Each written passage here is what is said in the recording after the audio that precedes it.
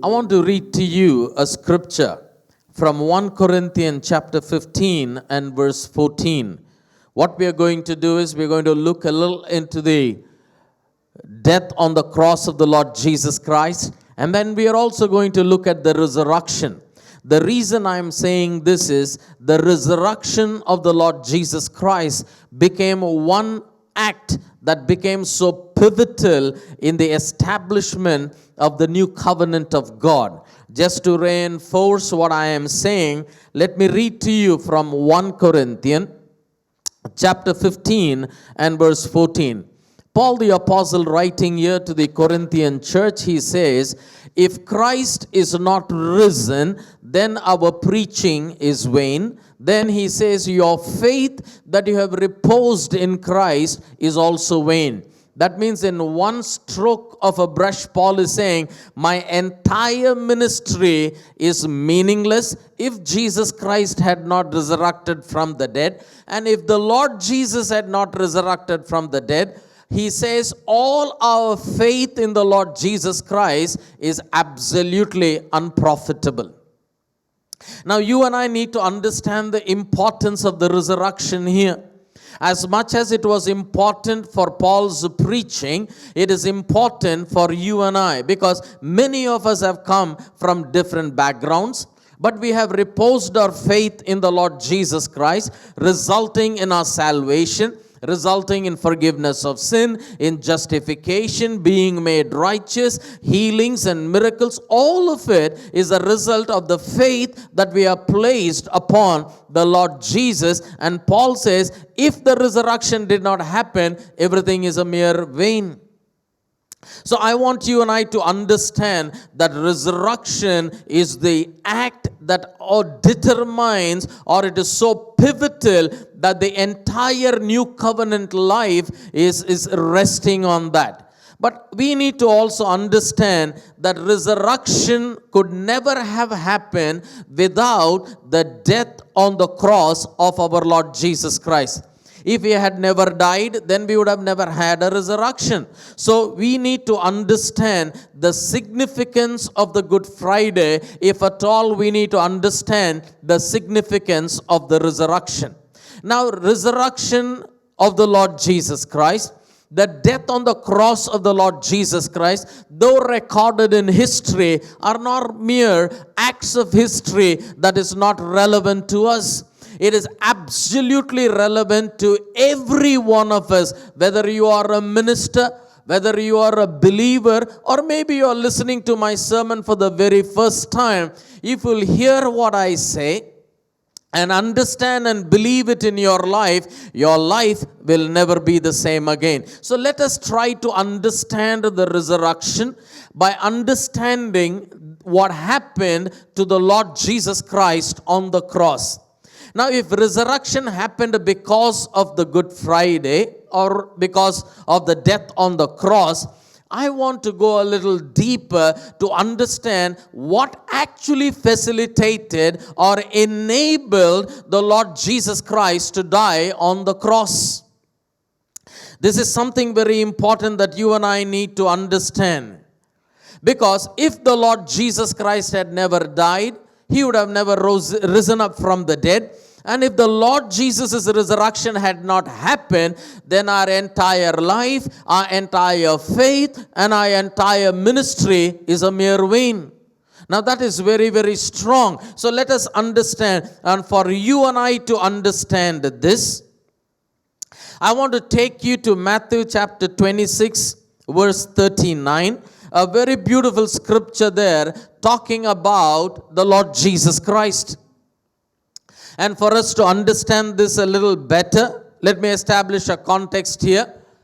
In Matthew chapter 26, the Lord Jesus Christ has gone into the Garden of Gethsemane and he is praying there. And as the Lord Jesus Christ is praying there, the Bible says, the Lord Jesus Christ prayed unto the Father and said, Father, if it is possible, may this cup pass away, yet not my will, but let your will be done. Now, I want us to understand here, this is the Lord Jesus Christ definitely praying about the death on the cross. And when he remembered the death on the cross, the Lord Jesus Christ is praying here, saying, Lord, is there any way that I can achieve what I have come to achieve? Is there any other way that I can accomplish what I have come to accomplish, circumventing the death on the cross? He's not shying away from what he came to do, but probably it seems here, he's saying, if it is possible, can you remove the death on the cross? Because many things happen on the cross. One of the biggest things is that the Lord Jesus Christ was forsaken by the Almighty God on the cross. That's what he made him to cry, my God, why have you forsaken me? Though God forsake him because he did not want you and I to be ever forsaken, but that aside, the Lord Jesus Christ prayed here, if it is possible, let this be removed. But you know what, Lord? He says, yet not my will, but let your will be done.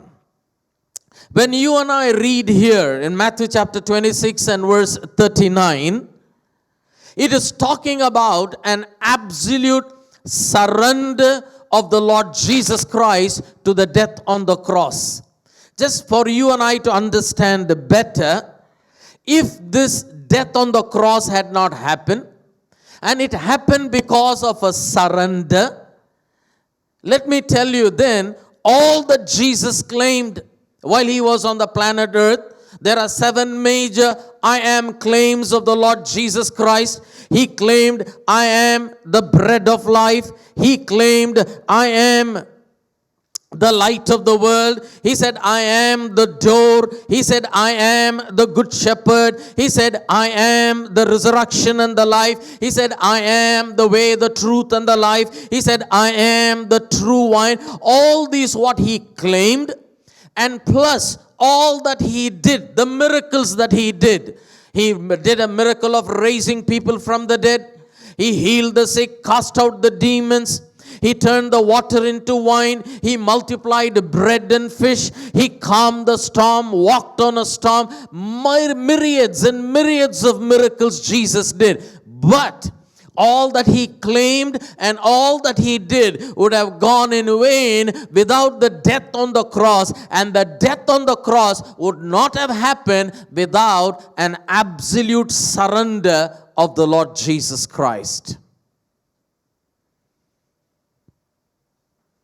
It happened because the Lord Jesus Christ absolutely surrendered.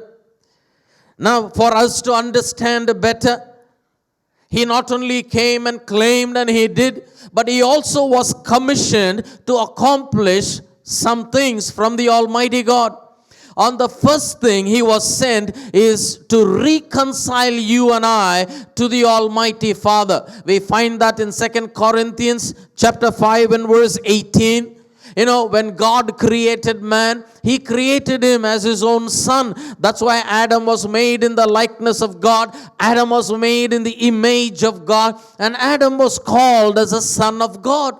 But when sin came, that relationship was broken and we became the enemies of God. We lost the relationship. We lost the blessings of God. We lost one too many things. But then the last Adam, the Lord Jesus Christ, came through the death on the cross. The Bible very clearly declares that he reconciled you and I to the Father. The orphan spirit was gone. We got adopted and became the children of the Almighty God.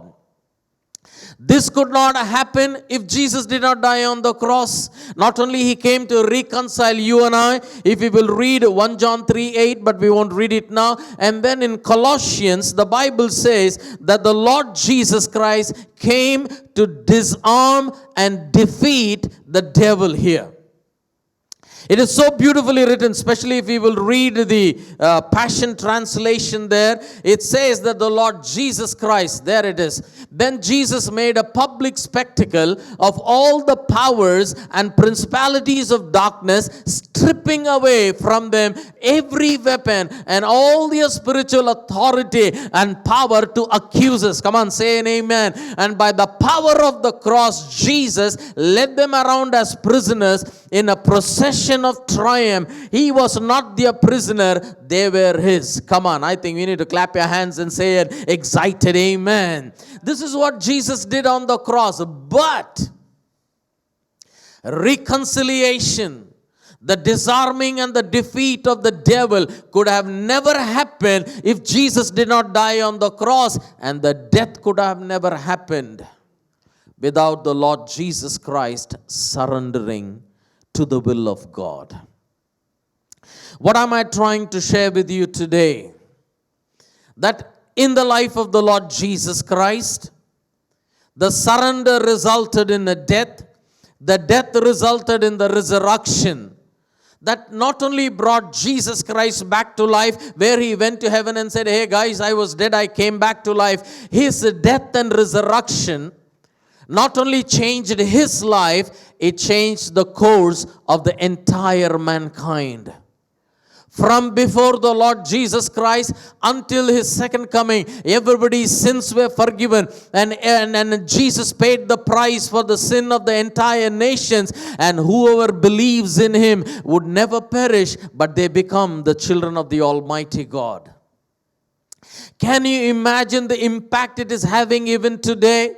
The cross and the resurrection, it saved me. The cross and the resurrection saved you. The cross and the resurrection is saving multitudes of people around the world even today.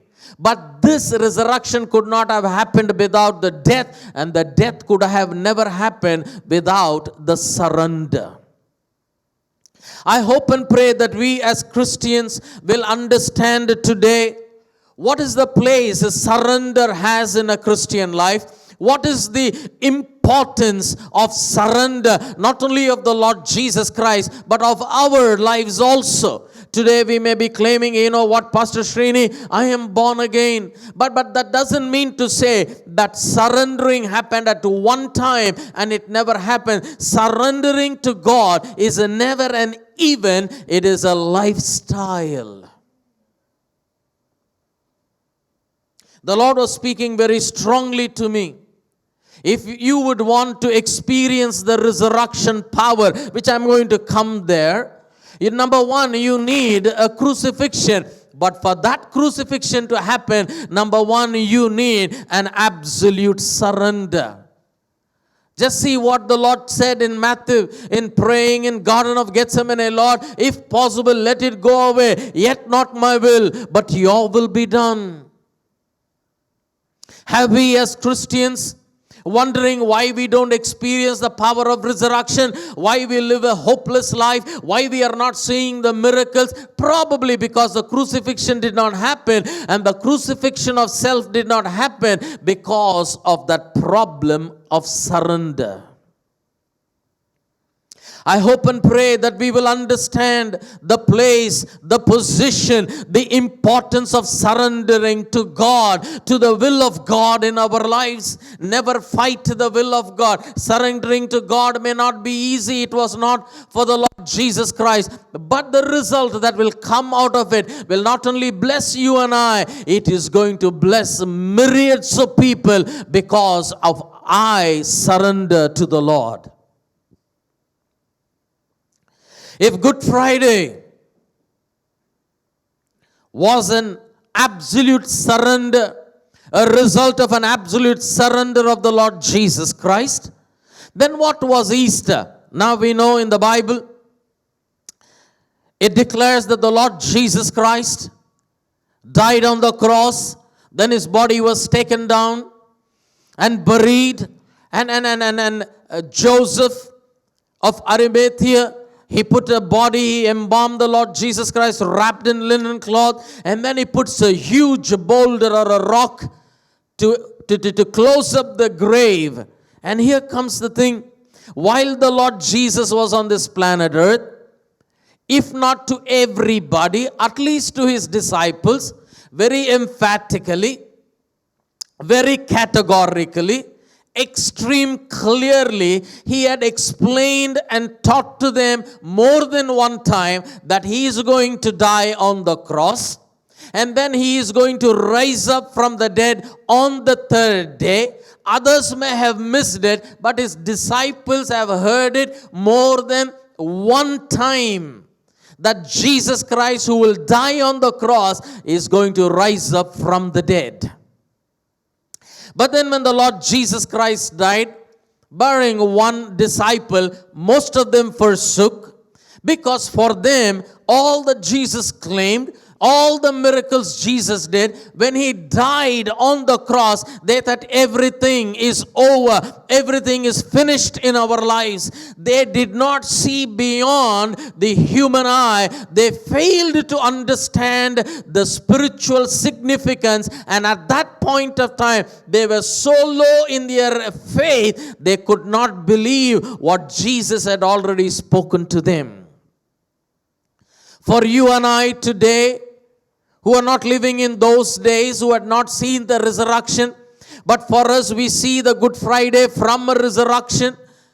But for them, they had to see a resurrection from the Good Friday. And the only thing they were holding on to what Jesus had spoken to them. And somewhere unbelief crept in, fear crept in because of the persecution, and everybody ran away. And can you imagine on the third day, probably you and I will be sitting there and saying, oh man, if I was there, I would have been there. And especially in today's time, if we were there, we all have been holding our cameras ready for a selfie.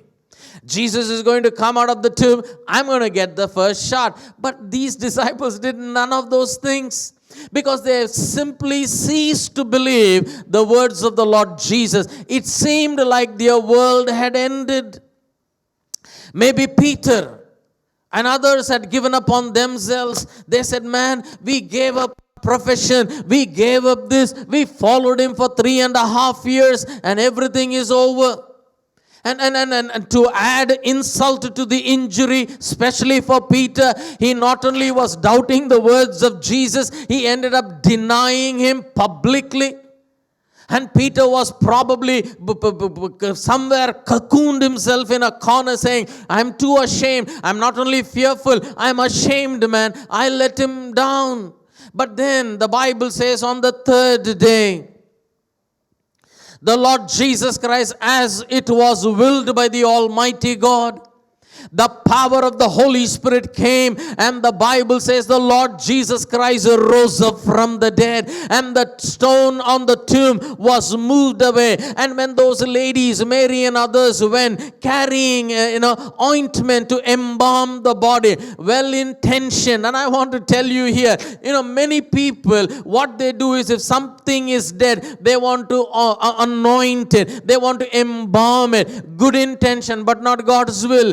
God's will for the dead was not embalming. God's will for the dead body of Jesus was a resurrection. Hallelujah. And I tell you, when they went carrying, they saw the stone rolled away, and they peeped into the grave, and the Bible says there was an angel sitting there and said, you know what, this Jesus is risen from the dead. He is not here. And go and tell the disciples. They met Jesus on the way, and the Lord Jesus Christ told them, go and tell the disciples that I have risen from the dead, as I told them. With this one word, he's saying, that means everything else that I have told, I am and I am and I am, are true, because now I am risen from the dead. But I love this verse where the Lord Jesus Christ is telling, not only go and tell them, but tell Peter. Tell Peter, tell him that I have risen from the dead. Now just imagine the ladies go and say, hey disciples, we saw that the Lord Jesus Christ is risen from the dead, and there must have been a murmur. Oh my God, is it true? Is it true? And then they singled out, where is this Peter? Maybe he was hiding. Hey Peter, he took your name specially, man. Peter couldn't believe it. Are you sure? I am the one who denied, and everybody else must have been surprised. Did he take my name? Maybe John asked, said, no, he didn't take your name. He didn't take your name, James. But Peter's name he surely mentioned. I tell you, people may forsake you. People may give up on you, but God never gives up on you. Or maybe you are sitting here saying, okay, people giving up may not be as painful, but there is a time we come in our life where we give up on ourselves. I don't know if you have been in a place like that, but I want to come here to tell you that if Good Friday was because of a surrender, Easter means it brings a new hope into your life. It brings a confirmation of all the promises that these disciples had heard. But for Peter, that one word in Mark chapter 16, verse 7, if we will read it, please. It's amazing, I tell you, because it is amazing. In Mark chapter 16, verse 7, the Bible says, and the Lord Jesus Christ told these people, go. Here it is. But go your way and tell his disciples and Peter that he goes before you into Galilee. There you shall see him, as he said unto you. I tell you, that one word, go and tell Peter. It's like somebody putting an arm around you when you are in the deepest pit of a failure, where you may have given up on yourself probably. But I want to tell you, resurrection brings hope like never before. Maybe others give up on you. Maybe you gave up on you or on your situation. It could be your job, or it could be your visa, or it could be your business. Forget people giving up. Maybe you gave up and said, you know what, I'm not going to struggle anymore. Maybe I'm done and dusted. God has not given upon you. That and Peter still continues. It could be and Srini, and Sam, and Ratish, and Arun, and put your name and say, and God never forgets you, never forgets the reason why he called you. For others, it meant many things. Maybe for some people, resurrection meant power. For some, resurrection meant hope. But for Peter, resurrection meant complete restoration. Why do I say that Peter may have given up on him? Because here, though Jesus Christ spoke to him and appeared to him, when you go to John chapter 21 and verse 3, in spite of all of this, probably Peter still unable to reconcile, saying, you know what, probably no, man. Maybe he just came to encourage me. Maybe he just came to give me a pep talk. But then, that's why in John chapter 21 and verse 3, the Bible says, Simon Peter said to them, I am going to go fishing. And others also said, we will join you. You know, this one verse is speaking to me how hopeless probably Peter felt of being restored back. How hopeless Peter must have felt that I have anything to do at all with God again.